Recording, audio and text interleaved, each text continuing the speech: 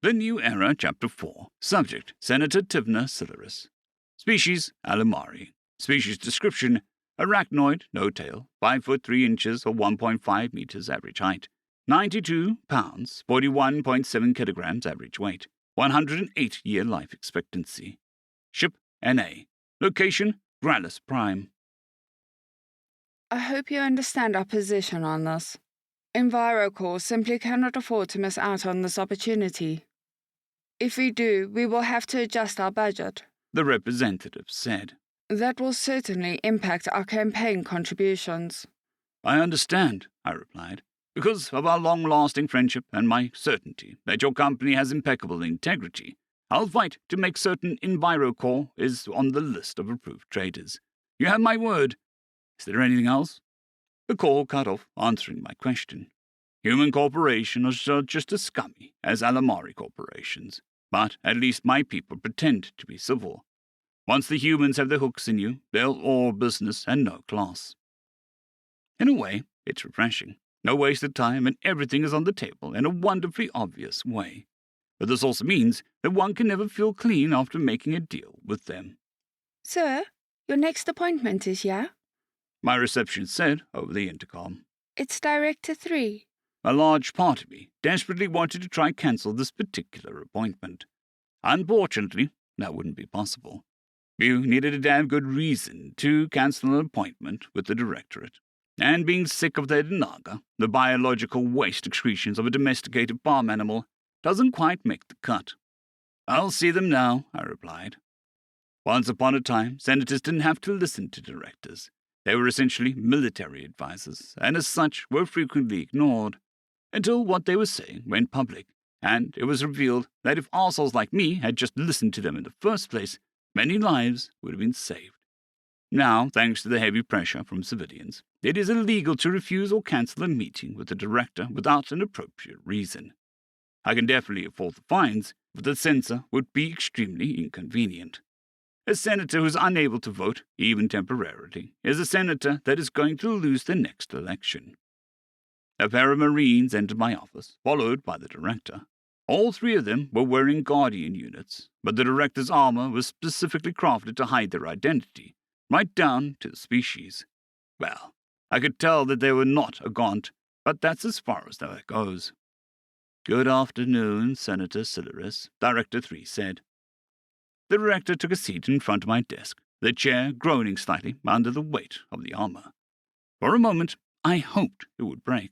That would be hilarious, and the director's embarrassment may potentially give me an advantage in the coming negotiation.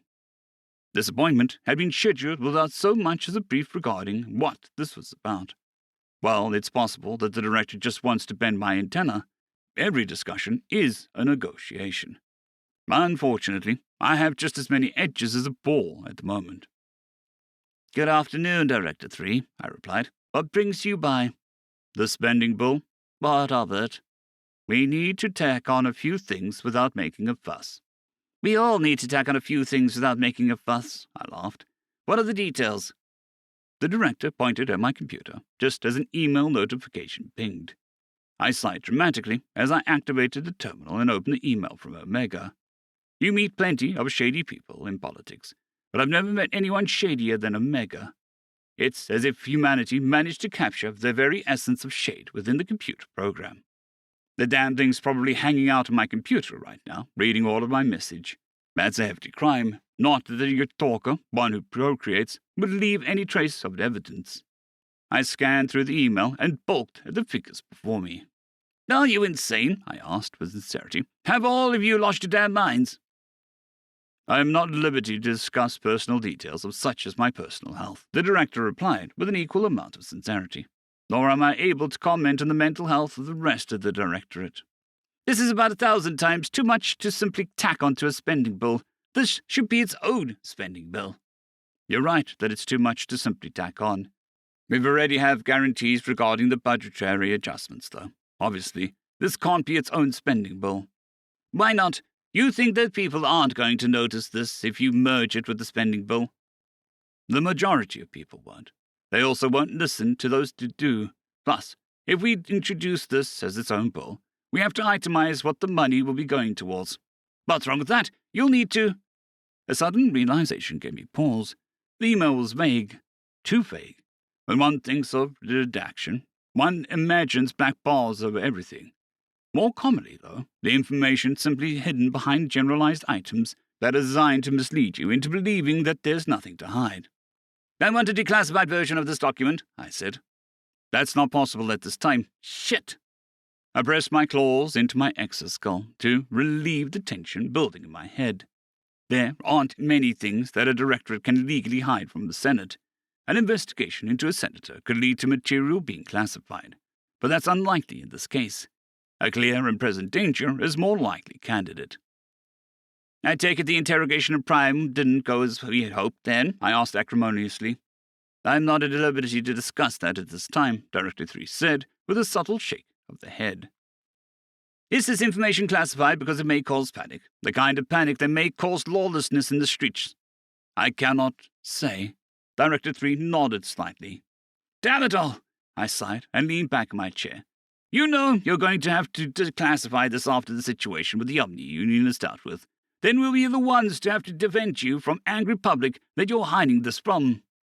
I'm sure you'll do a marvelous job of it, and that'll be easier than you think. Easier than I think. I glanced at the figure on my screen. It's the director implying that this money isn't going towards the creation of a new superweapon. If not a new bomb or gun, then what? My attention turned back towards the director. It was easy to tell that they wouldn't give me any more than that. Better to save my breath. Fine. It is not as if I can simply snap my fingers and tack this on, though. We're doing the heavy lifting this time, Director 3 said. We simply need you to make sure your faction votes the right way. And there it is, the actual ask. It's a tall order, though. The annual budget is an integral part of the election cycle. It announces alliances, airs grievances, and allows senators to demonstrate to our constituents that we really care about the issues impacting them. We don't, obviously, but it makes us look good to shut things down every now and then for our ideology. We still get paid, of course, so we can keep things shut down until our constituents begin to suffer enough to let us off the hook, or, ideally, till the other side gives in. You don't think that would draw attention? I asked with a laugh. Government shutdowns are a nearly annual event. There are definitely those that would notice the lack of grandstanding over the budget and start asking questions. There's no way this will remain hidden. It may be, but we can handle that, Director 3 said. I genuinely doubt it, even with Omega's help, I replied. Then an idea came to mind. Instead, I have a suggestion for you and your colleagues. What would that be? Lean into it, I said, leaning forwards for emphasis. All of the shipyards in both Unified Systems and Republic are working around the clock to bolster our fleets. These new ships will need crews and marines, which means that we will have to amp up our recruitment drives. We had already planned on doing that. Yes, but there's nothing better for recruitment than a big bad enemy that we must defeat at all costs. I leaned back with a chittering chuckle. I'm sure you're familiar with human and Alamari history, yes? What exactly are you getting at, Senator? Don't classify the information, release it to the public, have it shown on every screen in the galaxy, and don't downplay it. That will cause panic, only if there isn't anything that can be done, I said. But there is something that they can do. They can join the military and save the galaxy. I see, Director 3 nodded. We will take that under advisement. However, we still need to keep the contents of our budget classified, regardless of what ends up being decided. Fine, you'll have my support so long as my campaign ads continue to get their turn on your space stations. Deal. Director 3 stood, nodded at me, and left my office. My campaign ads certainly won't be the only ones on the Unified Systems military stations, but I'll be damned if there's the only ones that aren't. Being excluded is a guaranteed way to lose military vote, which means having to double down on all the other types of voters. Plus, being buddy-buddy with the director is a win-win. Most technology developed by the military finds its way into civilian market eventually. If I can get wind of what this money is going towards, I'll be able to make an investment that will result in massive returns.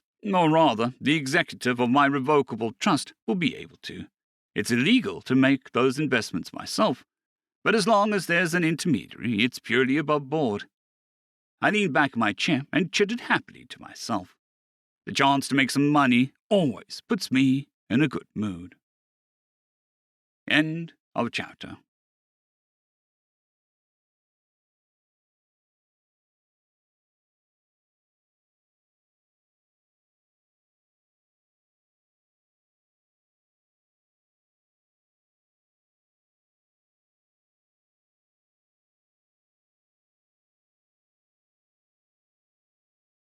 Atharia, 050 Dragzoon WRE, and Elijah Silvercross.